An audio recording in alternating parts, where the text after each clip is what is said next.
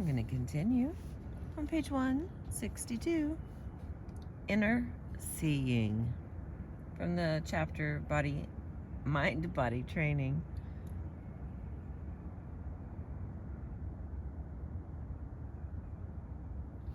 A mental ability that goes beyond imagination or visualization, as we have described them so far, might be called inner seeing.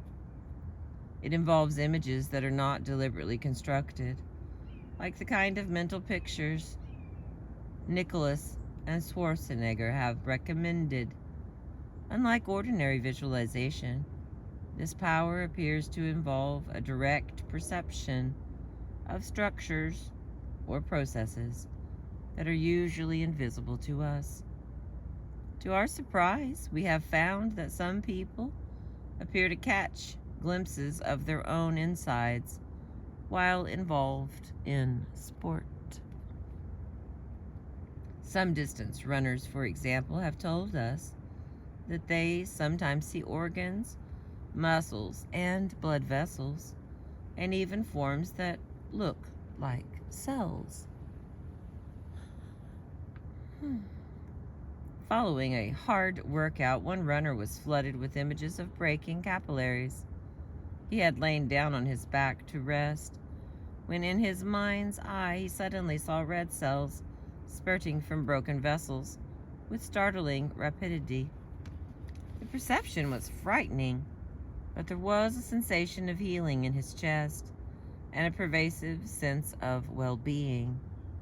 A few nights later, he had the same kind of vision in a dream, and guessed that through this imagery he was gaining a closer rapport with the process of breakdown and build-up in his training.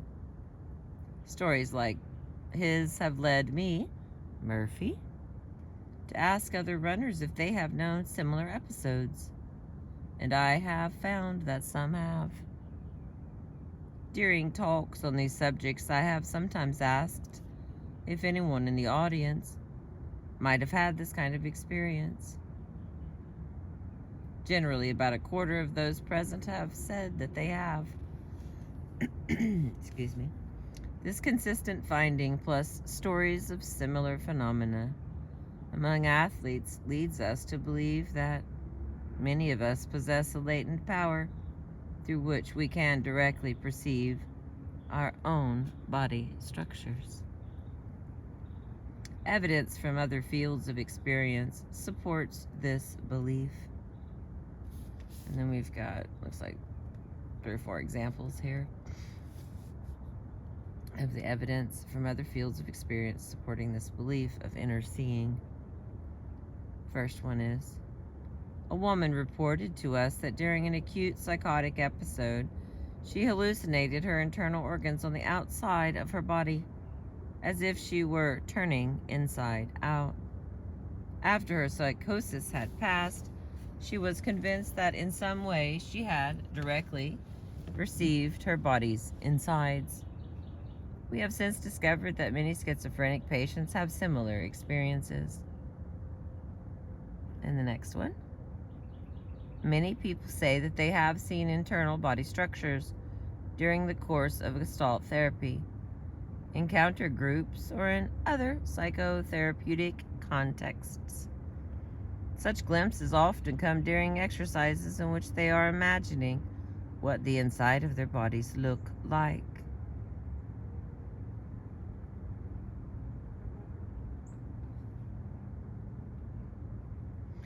All right. And the next is, as we have seen in chapter 5, this kind of power has been recognized by yogis and contemplatives for thousands of years. And the final bullet point. The literature on psychedelic and hallucinogenic drugs is filled with similar accounts. So the phenomenon, as it appears in sport, finds parallels in yoga, psychotherapy, research with psychedelic drugs, and the accounts of certain schizophrenics. But does this prove that all these people are actually seeing their hearts or lungs or capillaries. Aren't such experiences simply the product of these people's imaginations?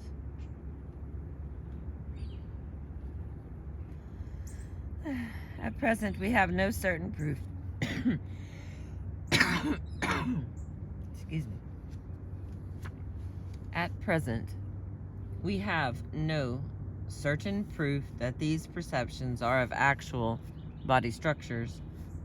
We can say this: 1, the experience often carries a sense of conviction with it. 2, it is sometimes accompanied by a sense of healing, which indicates some degree of self-mastery. This kind of power has been described in the yogic and shamanistic traditions for some 3,000 years or more. And 4, a few of these perceptions have been verified, as we will see in the next chapter. Taken together, this evidence is certainly suggestive. At the very least, inner seeing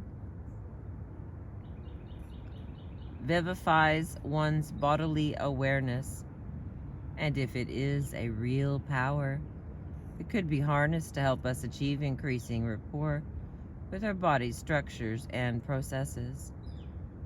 Maybe we possess a rudimentary scanning device, something like a built-in microscope, complete with zoom lenses, a television screen for an easy readout, by which we can zero in on whatever ails us, or on whatever body part we want to change. In that case, bodybuilders and runners who have glimpsed their own muscles and capillaries might be learning how to use the scanning device. Perhaps they have unknowingly discovered a latent human power. That's funny. Body scans are pretty normal now. Like, check yourself, do a body scan. Okay. But how do we incorporate this power into a training program? That's a difficult question, for this ability is much harder to develop than ordinary introspection, imagination, or self-suggestion. It is better not to strain for it, we think. Wait until it happens. Sometimes it appears in meditation, sometimes in the course of visualization, exercises, and at times it may come unexpectedly, during a workout perhaps, or in a dream, or while you are absorbed in a game. When it comes, let it happen. That is the best advice we know to give at present. See what it wants to say and where it wants to take you.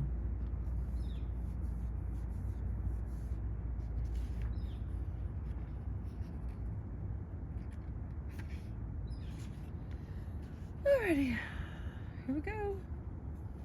Oh, the lights went off. We lost the birds are still moving. Sensory and kinesthetic awareness. Everybody knows that word's hard, right? It's not like, guess who can't use a big fancy word the first thing in the morning? It's crustal. No, it is kinesthetic.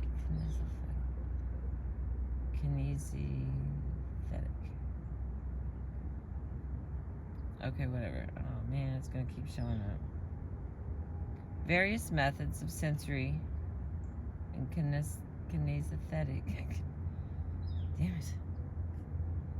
No coffee, so it's not gonna get better.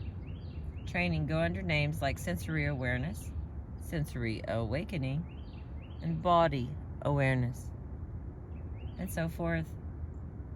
These disciplines aim to promote a more open, sensitive, untroubled contact with both the internal and external worlds.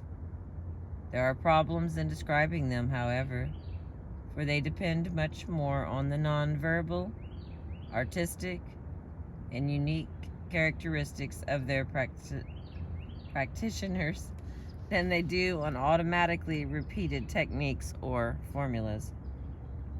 I swear they wrote this book thinking no one is ever going to read it out loud. Um, Charles Brooks, who with his wife Charlotte Selver has pioneered this kind of work in the United States. And this is what they write.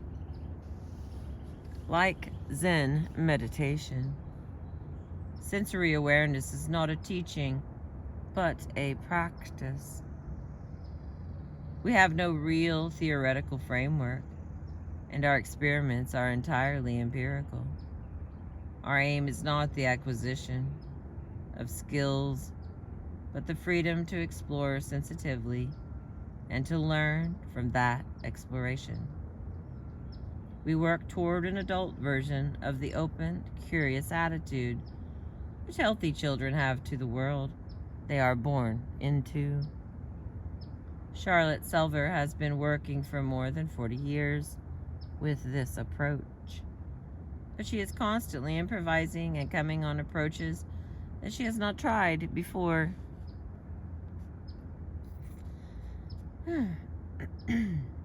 One experiences a cumulative effect in a workshop led by Selver and Brooks, an atmosphere and caring that are more important than any technique. If you want to explore this kind of approach, you will find that, like meditation, it requires patience and persistence. And like meditation, the various exercises involved are extremely simple. Brooks, for example, described the way one might learn about standing in a Charlotte Selver workshop. Here's what he wrote. It is a bit long, it's very descriptive. We sit down and explore our feet directly. With our own hands, we go deeply into them, discovering and enlivening the many joints and ligaments of which a foot consists. How far and deep must one go to follow the identity of a given toe until it becomes lost in the interior? What can we feel of the architecture of the arch? How does the heel seem to our palm and our fingers? In its aspect as bone and its aspect as padding. Now come back to standing. Take time to feel where the floor is. How do we relate to it? Many people now feel that they are relating to the floor. They no longer stand on their feet, but on something which they feel really supports them from below. The feet feel flexible and alive, not stood on, but free to explore what they touch, as the hands a moment ago were exploring them. Now the leader may ask, do you allow the connection with the floor upward into you? Okay, wait a second. Now the leader may ask, do you allow the connection with the floor upward into you? And a little later, do you allow it through your knees? Afterward, a number of people may well report that they found their knees were locked.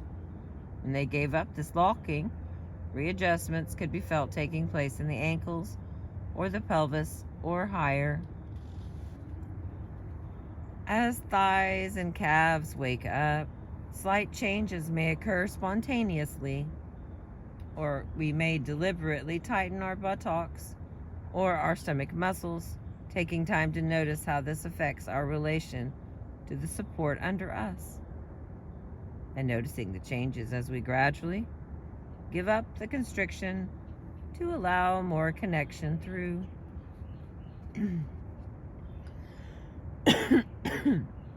Excuse me. Reports often follow of an opening, resulting in a sense of contact with the floor through the organism. Changes may be felt as far away as the neck, eyes, and lips, together with an increased sense of standing all together, which is no longer just a gap in living, but is now becoming a positive activity. Very often breathing changes as one Very often breathing changes as one release triggers another. As one release triggers another, or perhaps sets up a construction somewhere else. Such deliberate tensing of muscle constellations, when followed by a very gentle and conscious release, quite different from the nerveless letting go, so often practiced for relaxation, can be very valuable in bringing habitual contractions to consciousness, where they may slowly dissolve as the vital processes which they are inhibiting begin to be felt and permitted. This requires a fresh and new exploration on each occasion, as opposed to the technique or exercise which is repeated always with the same objective in view. For we are working not with ideas, but with consciousness itself.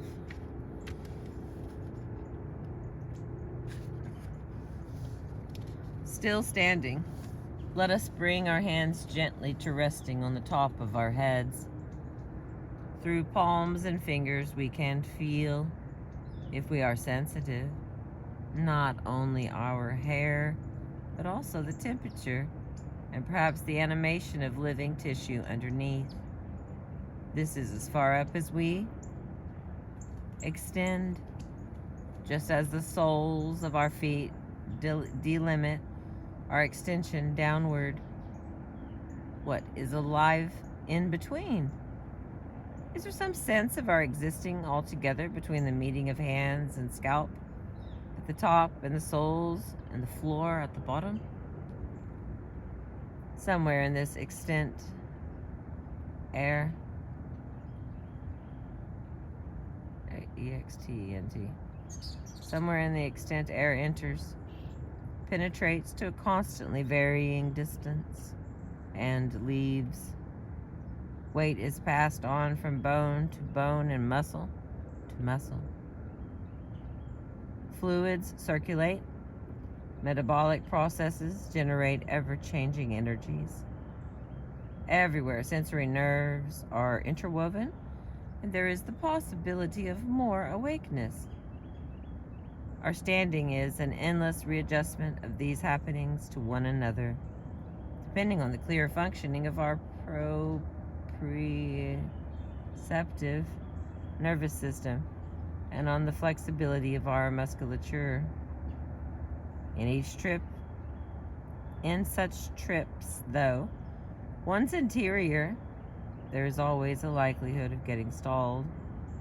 So many toll gates and barricades have been set up over the years. Now and then, however, a new path opens. Sensations and energy flows through. Consciousness expands to regions heretofore out of bounds. One has a new and a full recognition. I am alive. There too, I exist. And I am standing on something which also exists. We have quoted from the Brooks account at length to convey the spirit of this work as well as its method.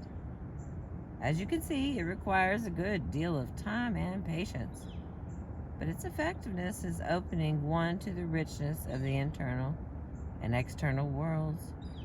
Is attested to by a growing number of people in Europe and America. Many sports people find their way naturally to the open, curious attitude which healthy children have. But many others do not. Many of us were discouraged by the competitiveness and drudgery of those gym classes we suffered through in grammar and high school. Who can forget the tough-looking coach bawling us out because we weren't doing our push-ups fast enough? Or the teacher ridiculing the overweight kids who was last in sprints. Physical education courses, all too often, were lessons in how not to enjoy the body and its senses. exploring the various approaches to sensory kinesthetic awareness, however, can help to right the balance. Alright. We are on page 167. The next one would be the energy body. And then we are on to chapter 7. And let me just say, like, chapter 7 is, like, I don't even think it's 10 pages. But I have to stop because I can hear myself falling asleep. So, I don't know how it happens. I do not know how I can read myself to sleep. But I do listen to these and I fall asleep. So sometimes I'm like, oh man, how far did I make it? Oh, there come some birds. Lots of birds. It's so quiet this morning outside of me talking. I appreciate you being with me.